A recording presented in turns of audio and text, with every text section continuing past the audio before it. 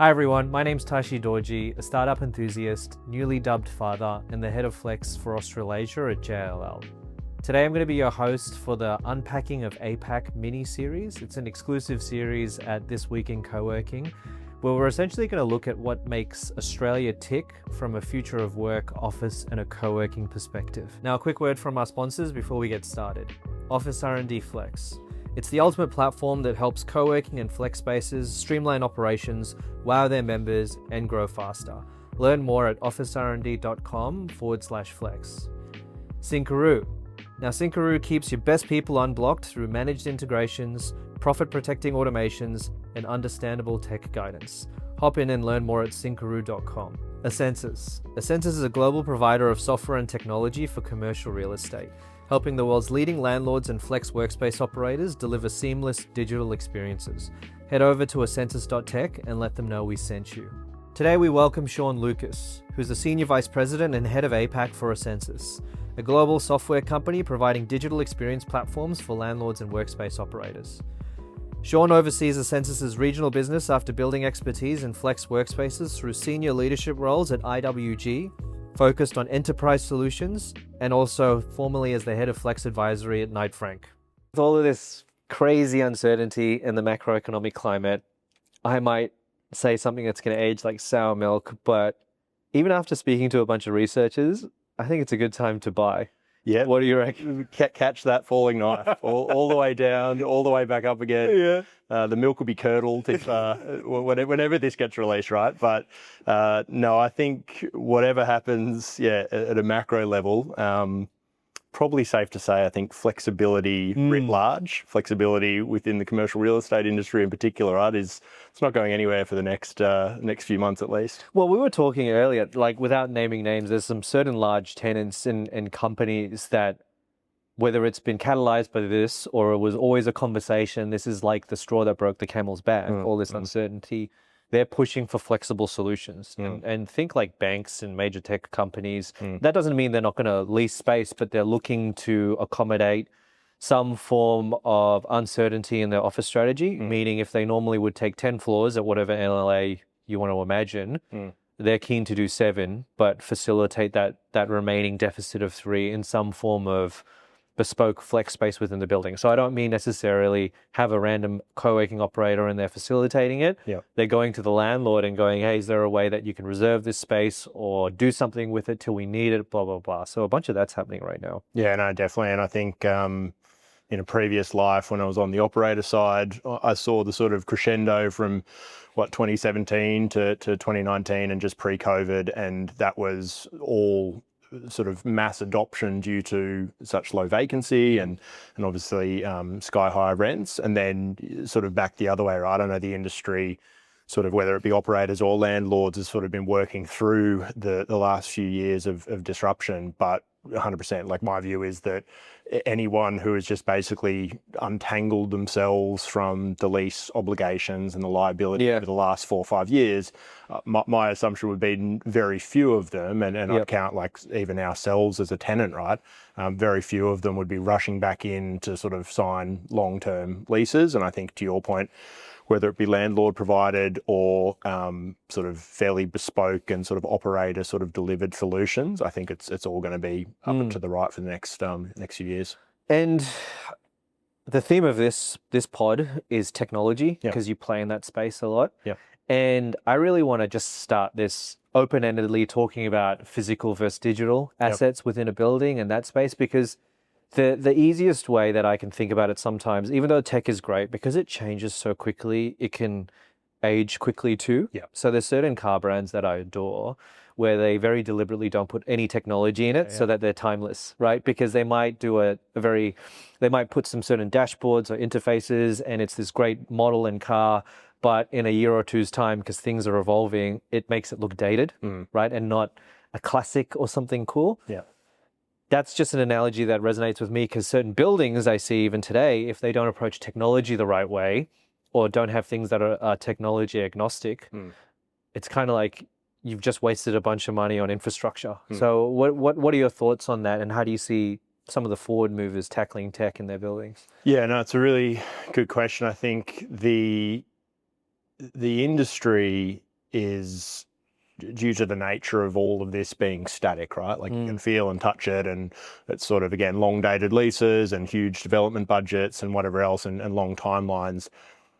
To your point, like the technology adoption within any industry is sort of always going to be hamstrung by what the technology is sort of benefiting from both an experiential, but then also the operator's perspective. So I think commercial real estate and all types of asset classes within real estate are very quickly playing catch up. But you make an interesting point, right? Like you really need to sort of look at it across any sort of comparative industry as like there's convenience and then there's like luxury or experience. And so like you can have a car with not the sort of best and the greatest technology, but you sort of value it for other reasons, where my argument would be like anything that is end user sort of experience led, where convenience and ease of use is paramount.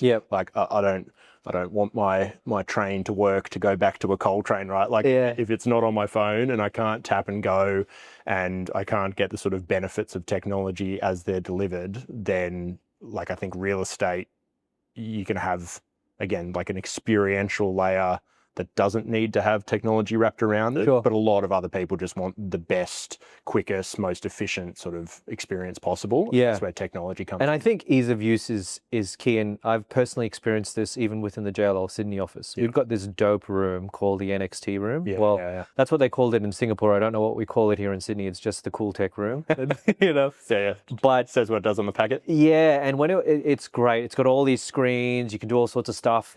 But it's intimidating to use. And I've actually been to a bunch of other investor offices where they all have their own tech room. But because no one knows how to use it properly, they don't use it. Sort of stay clear. Because the original business case, from my understanding, with all of these things, so not just JLL, is that there was always going to be a salary attached to running that room, or half a salary on site, which gets axed at some point.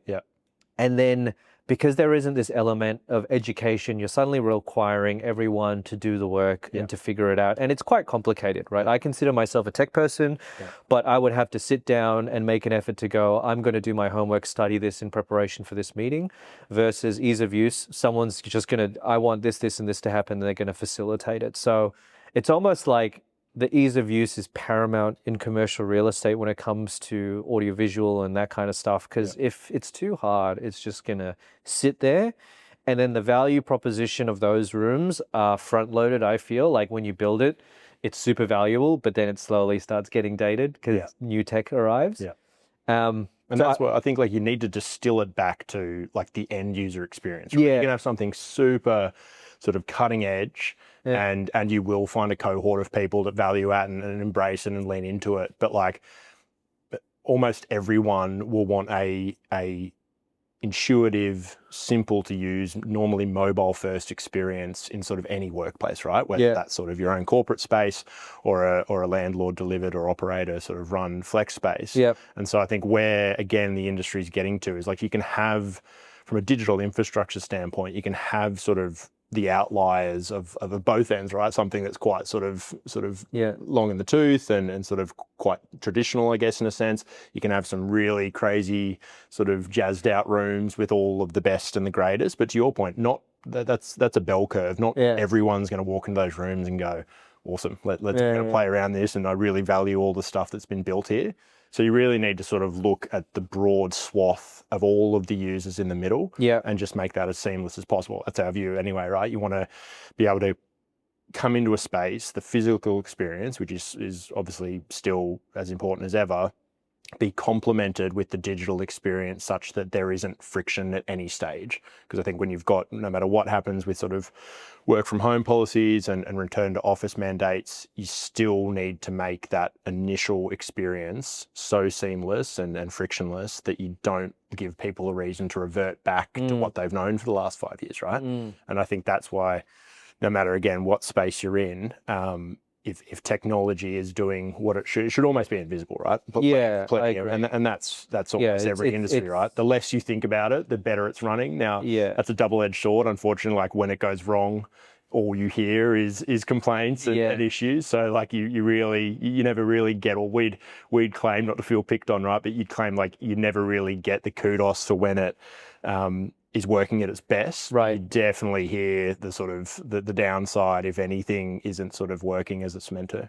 Yeah, it's kind of like, companies like Uber and stuff like that. When you think about it, it's like a taxi service, but it's actually a technology play and a technology company and the tech is so good. Well, some people lately I've been jumping in a bunch of Ubers and the drivers just complain about the tech.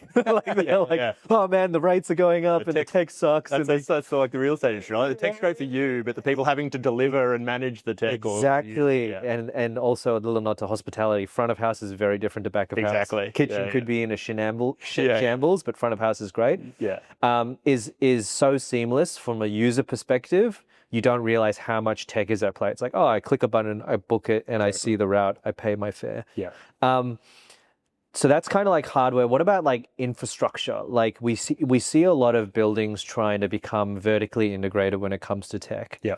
And I know you're a big fan of that. And more recently, I'm starting to see landlords crave for this stuff. Yeah. Because the ability to switch on and switch off stuff very quickly in response to this growing need for flexibility and changing office strategies. Can you speak a little to how you see that working and how you guys approach it, even at Essensys? Yeah, sure. So just to give you a little bit of background, I guess sort of Essensys is a global technology and software firm, and what we really sort of focus on, I'm sure you can sort of extrapolate from what we've talked about so far, is sort of delivering the technology solutions such that the digital experience within any commercial real estate or any sort of flexible real estate space is again just so seamless and on point that it just sort of enhances everything, right? It enhances the end user experience. You get stickier tenants, happier landlords, less friction, less duck legs under the water at the back end, trying to sort of keep all this stuff together with sticky tape and glue.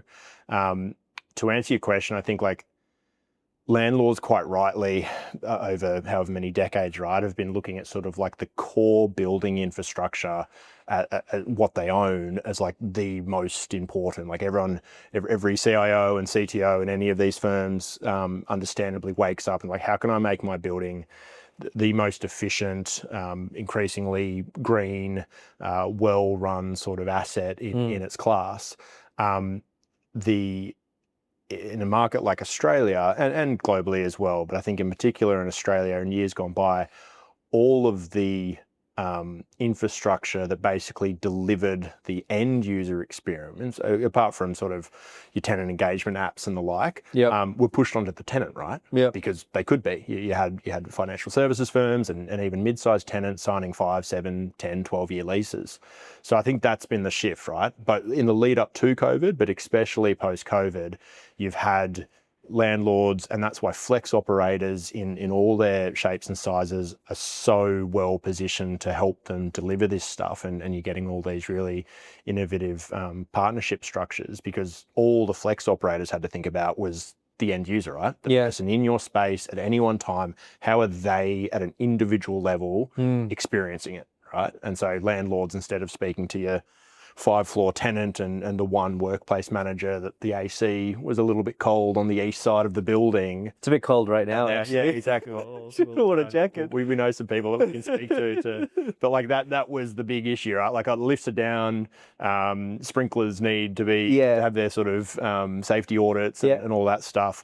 And now it's like, did Tashi get connected seamlessly, and did it access control get him to the space he needed to be without any issues? Yeah. And so like it's a huge shift in sort of where that locus of attention has to be, right? Like locus of attention. Like you really need to sort of reorientate a lot of what any organization has been focusing on, and then suddenly start to care about all this stuff. And that's sort of where we help our clients. We sort of say, well, we've been doing this for 18 plus years now and have grown with the subset of the industry within the flex world, and increasingly are working with large landlords and REITs and property managers to sort of tackle that challenge, right? Because it will be the first to admit it's a challenge.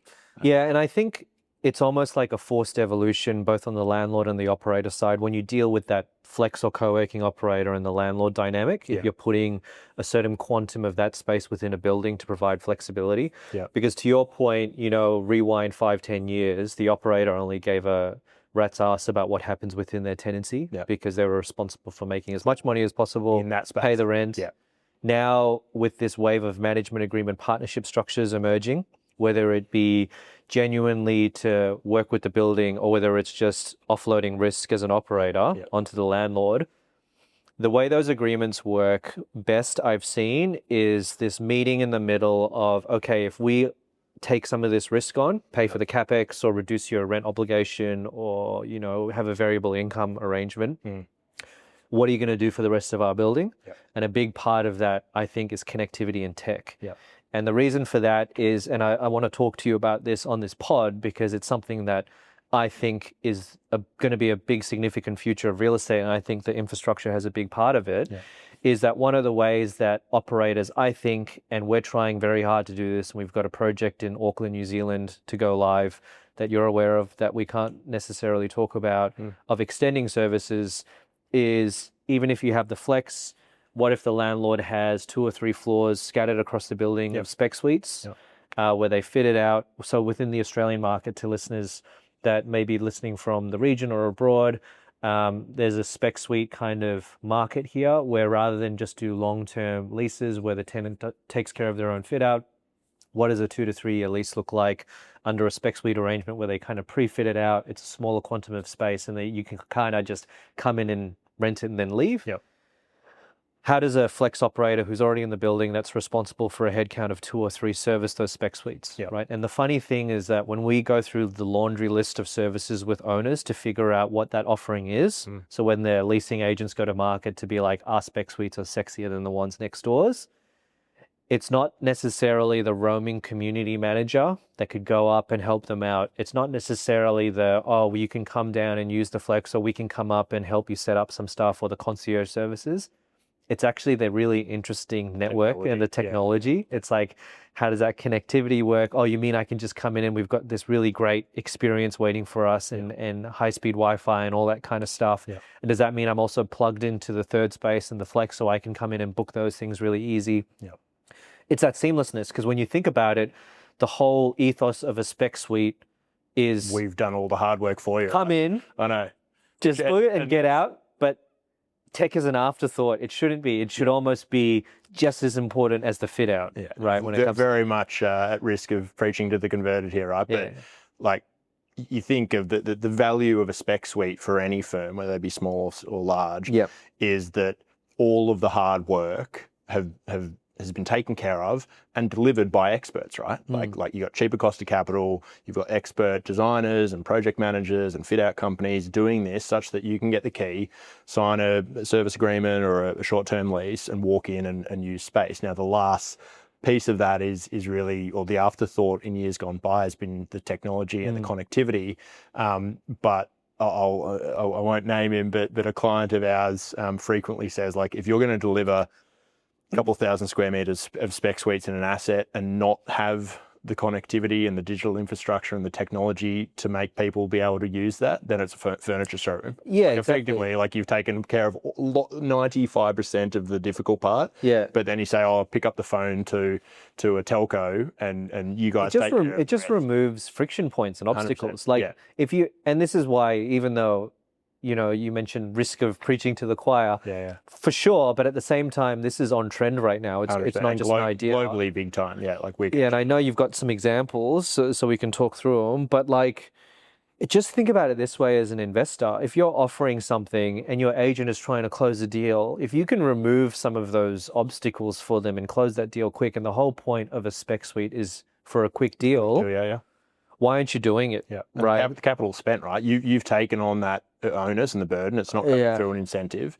So the capital spent, the last, again, whatever you want to sort of attribute to that technology piece, you make that final piece of it as seamless as possible. Then people can literally start just like Flex, right? Anyone can sign a service agreement day 0, work day 1. And so you basically, and then the net benefit to the broader asset is that they get as part of whatever deal structure it might be, they get access to that third space, to the flex space. You get sort of a better continuity of sort of community through some of these spaces. And that's why, again, you said, like, when you look at both what the landlords and the supply and the demand side of the market want, they are so close when you marry it up to say, like, the evolution of flex into sort of this sort of core flex hybrid solution, whether it be plug and play spaces or turnkey spec suites. Been happening increasingly globally, and Australia and APAC more broadly is definitely on that trajectory. You got an example just to share with the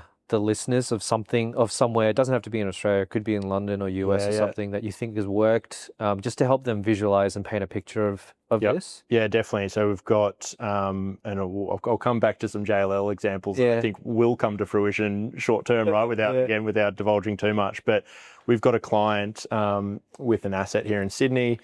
They had 2.5 floors of flex space, which is run in a super interesting way. It's sort of like a white labeled asset and sort of branded, but asset and landlord specific solution. And they had just one of like those absolute unicorn clients, right? Just hockey stick growth. I think they went from like 10 to 30 staff in a matter of months. And then they were talking about acquiring or merging with another business. What industry? AI or technology? Yeah. So, okay. You can't. We'll leave it at that. Technology, when tech was still growing triple digits, right? But this is maybe 15, 18 months ago, this example, but growing so rapidly. In any other world, they'd hit their head on sort of the space available within the flex component of the building.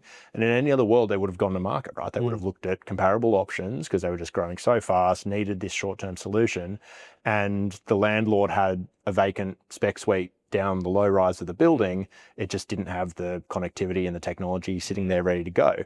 So we, and I think my team hates when I give this example because we went on a crazy timeline, and it's probably not the expectation to set because there was some sleepless nights to get it all done right. But effectively, you took that tenant who otherwise was like, we are bursting at the seams here, we will have to go look at alternatives.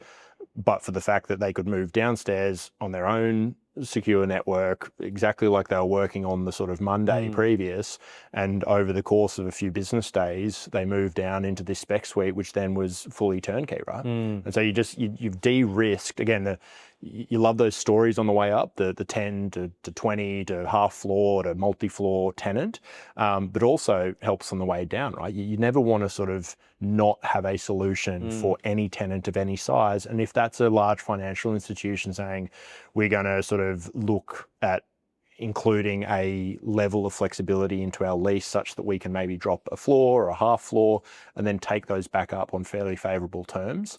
All of that sort of needs to be underpinned by a really seamless way to sort of transact that. So I think, and then back to what I alluded to before, I think there will be some examples even with the JLL Flex team and yourself and the ops team, whereby the JLL managed landlord flex offering is increasingly, whether it be in New Zealand or here in Australia or globally, there's going to be examples where like you're going to have major tenants sort of taking advantage of both, if not all three components simultaneously. So like a swing space on a project basis within the flex, turnkey suites, and maybe even a traditional floor or two within the same asset. And so I think that's happened globally, for really accelerated in the US and UK. London's obviously such a mature flex market. I think like net absorption of flex is beyond sort of 10%. But all these trends are happening everywhere, definitely. Yeah, because it's really interesting since the incubator narrative for a landlord has been around for a few years. Right. Oh, imagine if you can have your own flex operator in there under a partnership, or you do it yourself, and as they grow, they go into your building. But technology was never really part of that conversation, or at least the ones I were having. It was almost like the story was nice and you could tell it, but because it was still a narrative and there wasn't use cases or test cases necessarily yet in the market, it was just a really nice story. But now that there's been instances of the incubator effect for a landlord happening, which in essence is essentially a small, medium-sized tenant goes into the co-working space, outgrows it, takes a spec suite and then a full floor solution. The technology is paramount because the ease of that story is not possible without the tech. Well, imagine in any other industry, if you had like a a sort of a business level plan through to enterprise and sort of a Goldilocks in the middle. Yeah. And any client coming on your, like, if it was software, right? If you're $149 per user plan, as they grew, you went, no, we can't accommodate you at the enterprise level, right? That's effectively what the industry, not on purpose, but it's sort of defaulted to doing. It was like, as you grow, we don't know how we can accommodate that growth sort of in the most frictionless way possible. So, yeah, to your point, like it was often touted, and it was happening, right? Especially pre-COVID, I think, like when there wasn't like there was large tech firms here in Sydney and globally taking thousands and thousands of desks across different regions within Flex because they just couldn't get real estate quick enough, right? By the time you've signed a lease, fitted it out, these guys were growing so fast, the FANG stocks and the Magnificent 7 or 8, however you want to sort of deem it. But yeah, that was all happening anyway. I think the difference now is that operators and landlords in so many different ways are sort of more unified in what the end goal can look like, and sort of working in lockstep to try to achieve. Yeah, and I feel like our team, without kind of like showboating at all, is at the front of that, just because even though the JLL Flex team can be an operator and is an operator, our model is very different, even in terms of the fees that we scrape out of running that business, because we're a startup within the wider JLL network. So less overheads and less requirement for winning from a fiscal perspective within those businesses. So we're constantly trying to innovate and figure out how to extend it for the building and for the landlord, because, you know, a certain piece of our measurement is stickiness with the JLL ecosystem. Leasing. So that's why we always have interesting chats, because if I wasn't and I had my own private co-working business hat on, I'd do it if I had to, but I wouldn't really care, because ultimately I'd just be looking for sites where I could re-rent to the best of my ability and try and do it under a management agreement. So when I go to my board, I'm like, hey, got a deal. Don't worry, if COVID 2.0 happens, we're not stuck under a lease, you know, that kind of thing, versus how do we really make this work? And you know, a conversation we're having more recently, especially with owners that we already have a JLL property asset management team or work dynamics team in there that have an on-site, you know, building manager, facilities manager, concierge. You know, imagine being able to leverage them so that you can bring your OPEX down and do something really cool and smart. Because you're really well ingrained in the tech space and you've got this great story about the integration within a building like we've talked about, are there any other industries that you've seen them use tech to really reshape what's going on within their space from an end user experience that you think is kind of a good story to look at when considering CRE?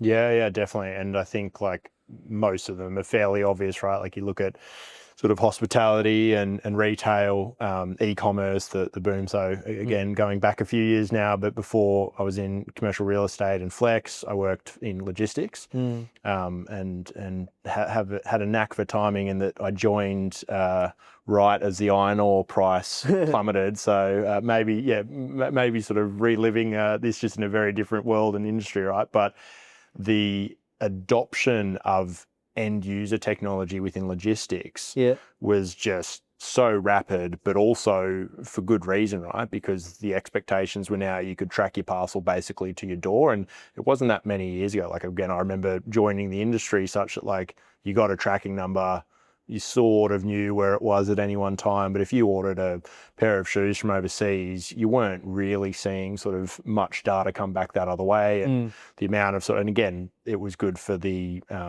large integrated logistics providers, because you didn't get all these sort of bounce backs and failed deliveries.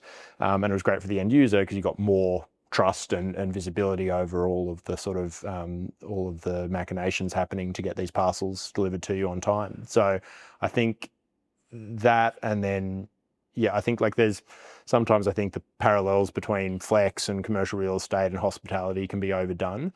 But again, I think like what hospitality, hotels and restaurants and the like have done to, again, integrate technology such that it benefits us as the end users without having to sort of like well, I've never had like a tutorial on like how to use booking.com, right? Or Yeah. like if I'm in an app to book a hotel or a flight or a restaurant sort of pre-book, I've never really thought too much, but for the fact that it's so seamless, I can just do it as I go. And so I think that's sort of where lots of the flex offerings within the industry more broadly are getting themselves to. Like you can basically engage with, book a space, use a space, all from your phone with almost zero friction, such that then the operator sort of can roll that out more broadly. And I think that's also going to be interesting to see the power of the brand, right? I think you don't need to sort of brand everything, but it's human nature to sort of be inclined to sort of, once you've got a level of trust with a certain solution, start to, like, I don't know why I fly the airlines I do, but I just do, right? I think like Peanuts, a certain brand of peanuts. yeah, the peanuts or the juice popper, or who's actually giving you peanuts on a short haul flight these days, right? It can always be taken away from you. But yeah, once you've got that level of brand loyalty, you sort of just start to defer and sort of almost go into autopilot. And I think that's an exciting opportunity for the industry, such that like a network of spaces, whether it be buildings or flex offerings with any of the assets, you just start to see that as an extension of your workplace, right? Like, again, you work from home X days a week, you might have a corporate office, but if there's a solution that you sort of then just start to defer to as that third space, that's pretty exciting is sort of where that can be taken. Yeah, it's funny, right? Because a really simple example, because you were just talking airlines, just to go on a random tangent before I talk about something else, about how technology, and I know this might be a stretch, has helped even the overall commercial business case for airlines, is when you think about airlines, there used to be magazines and all that kind of stuff within it from an entertainment perspective. And, you know, even like Qantas issues and stuff that you used to share, depending on what brand you flew, all of that stuff is, most of it's gone. And the reason for it is when you add it all up, it weighs a certain amount, which costs more fuel.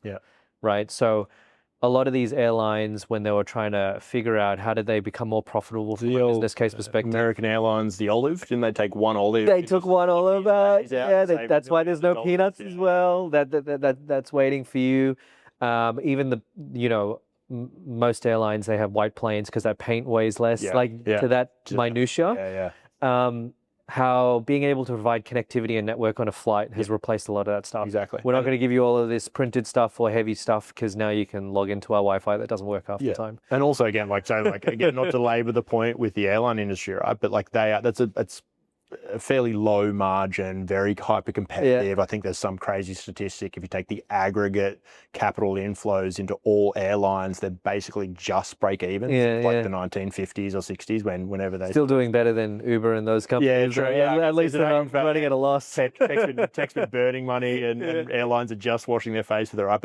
But like your point and the fact that where has the bet? Like, again, it wasn't that long ago that it was still pretty clunky to like fully get yourself sort of your boarding pass, get yourself all with a mobile first experience. But then once, like, you can't even take your mind back to like sitting at the kiosk and lining up, and you only put your bag through if you've overweight or have to sort of can't put it in the overhead storage. And so like that is where I think very rapidly the industry is getting to within commercial real estate, because as soon as you take those pain points out, the adoption rate can just go, it's just phenomenal, right? And so like if you can say to people, any space within whatever ecosystem you want to sort of work across, and there's lots of good aggregator apps, and what we do for our clients is sort of take all of this and automate it and orchestrate it such that they don't even need to think about it, let alone the end users. But as soon as you're delivering that, then everything else just you can turn your attention back to like, should I have an olive or not in my martini, or what do you want the sort of physical experience to be? Because you're not worried about all of the stuff that it's funny that you use the word worried, because to your earlier point, I think trust is a big point because it's only recently that I stopped printing boarding passes. Yeah. You know, Yeah. even though I could use my phone and everything, I'm kind of like, oh man, I can't miss this flight. I'm going to print this thing. I live life dangerously, and if I haven't gone in, I'm just like, oh, I'll turn off. Yeah. Or even at the office, I know we've got an app that works to get us into the thing. I still use my physical card, even when I go to the gym. And I think I'm just, you know, a very silly individual when it comes to that stuff. I still like the smell of books, even though I've got a Kindle, so I still read books that way. So I don't know, like I think the breaking of the habit and the trust of the tech, I think, is a big piece. That's a really good point. Like I think, like, again, the physical and the digital, like you will have people, understandably, that want their lanyard or want their physical access pass. So again, you need to meet people where they are, one, and then two, you need any digital solution or technology-led solution. I know I've probably overused the term, but like it needs to be so frictionless such that if it doesn't work, like nothing worse than you using your phone and going, need to update it from the app store. Now I'm sitting at a race gate and I haven't got my physical access pass. And that's the opposite of everything that's sort of been claimed by people saying, oh yeah, this is going to be such a better experience for you coming into your building. So I think it's a really good example. Like if you turned up to the airport and the first 3 times your digital boarding pass didn't work, no surprise, you're probably not backing it in for the 4th time, right? Like you're going to say, I'm also the guy that turns up like 3 hours early for his flight. Yeah, okay. We're very different people, because I'm that really annoying person that's like watching the line dwindle and still going, I reckon I'm actually, you could picture both Sean and I waiting for a flight, and me at the very front and him in the back, albeit Sean will probably be business class and I'll be economy. That's the only different line. Yeah, not sure about that, but one interesting thing, and I think we're going to have to wrap up shortly, in case you want to kind of think about a closing thought, is I had a guest earlier, Gardy from the hotel world. So he owns hotels. He's been in that space for a while. I find it fascinating, you know, just comparing a hotel and a commercial real estate asset. It's almost like technology, even both are experience orientated today. Technology is more important for a commercial asset, just because even by the design and the amount of headcount you have to deliver that experience of that asset is very limited. And the quantum of people within that building eclipses that of a hotel, even though you've got rooms and stuff. So hotels, like, yes, they've got the rooms, but they've also got all of this staff helping create and curate that. So a lot of the soul of the space and everything, yes, there'll be an element of tech, but it's facilitated by the physical hi, hellos, you know, that human to human interaction, which hospitality has been born from. From a commercial real estate perspective, because you've got your building concierge, or you've got limited headcount, which because it just goes into outgoings and there's no real OPEX in there unless you get a flex operator to come into the building. You really actually have to rely on the technology facilitating a big portion of that experience, whether it's ease of use, education, notification, what's going on in the building. 100%. I don't know, connecting with other people is a bit iffier versus connecting with other people in a hotel, because they invite that kind of social interaction. Whereas, you know, I think some of the best interactions I have within a building with other people in the building is in the elevators. So I don't know if there's a way to tap into that somehow. That being said, people hate that too. So you don't want to like push that. It's like, oh gosh, this guy's trying to talk to me. And it's like, oh, I'm going to get my take on airlines and how they're how they're running more efficiently. God, get me out of this lift. Did you buy buy the dip? No. So John, this has been great. Do you have any anything you want to kind of close off on before we start slowly wrapping up? No, it's been thanks for the opportunity to join you. This has been great, and I think just to that last point again, like the parallels and like where is the industry today? Where's it going? What can be learned from sort of adjacent or sort of other industries that have gone through this sort of similar tech adoption curve, and what actually matter? Like you need to distill it down to sort of like where should we be focusing our attention? I think there are lots of good examples, and hotels are an interesting one again, because they obviously everything you've just articulated there, most of the premium sort of hotels are obviously running quite high headcounts, and it's all very much experiential sort of first, but at the same time they've gotten rid of all the friction, pre-booking sort of as you arrive, or any of the other services or accessorials that you can have within the hotel or resort.